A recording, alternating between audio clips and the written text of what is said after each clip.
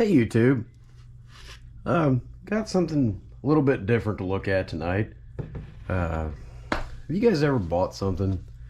We're so happy to have it, and it's something you've been looking for, something you've been wanting for quite a long time. And when you finally get it, you find out that the shipping company that sends it to you had their way with it before it got to you. Well, that's what we're going to look at today.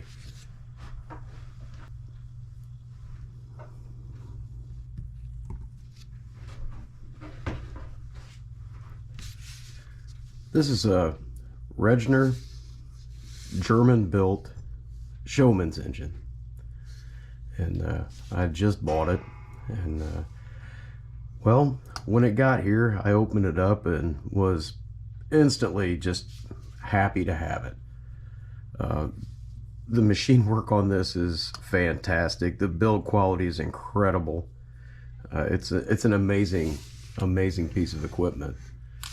But when I started to look at it, I noticed that back here where the canopy, which is right here, sits on top, the bow was missing. Well, I found it in the bottom of the box, and the mounting ears here have been snapped off, so we'll have to make another one of those.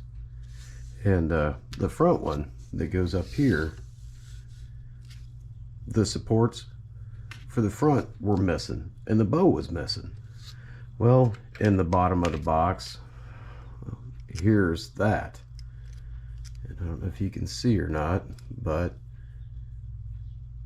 they've been snapped off where they mount in these holes here.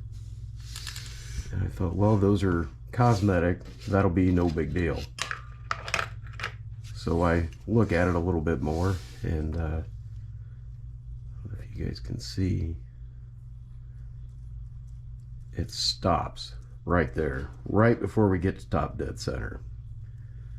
If we roll it the other direction, it also stops before we get to top dead center.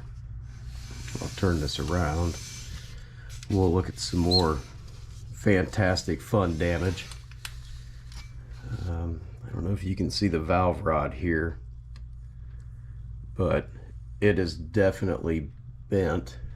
It's got a glare. This should be running true, and it goes down and then over, so that's been bent. This is a 2-speed model, so we've got our low and our high range by sliding this back and forth, and then we have our, if you watch down here, our linkage for forward and reverse. And this one has the ability to notch back, which limits the travel on your slide valve to consume less steam. So this is it's a beautiful model, guys. I can't wait to get this thing going. But well, just like everything else, wish in one hand, and hell, this is what you get. So we're going to start. We're going to see why we don't have full rotation. We're definitely bottoming out or topping out before we can get around. And by looking at that, if we see the bolts that hold this standard on to the side of the boiler, they are shoved all the way to the front. We turn it around and look at the other side. I'll get you guys a little bit closer. These same bolts that hold it in on this side, this part is shoved clear to the rear. So I think what's happened is we're kind of cockeyed back here. Well, our engine, our crankshaft, and so on mounts to these standards. Our cylinder is mounted firm to the boiler. So if we've got this cockeyed, we're going to limit our travel. So let's start by looking at that. I'll get some plates off of it, and I'll bring you guys back.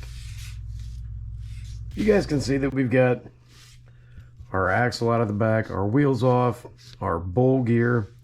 And I think what happened to this little monster was it got dropped or shuffled somehow and was landed hard on this corner and slid it ahead. So I've loosened all these bolts up, and if you can see now, if I can get the glare away, we have the same amount of space on this side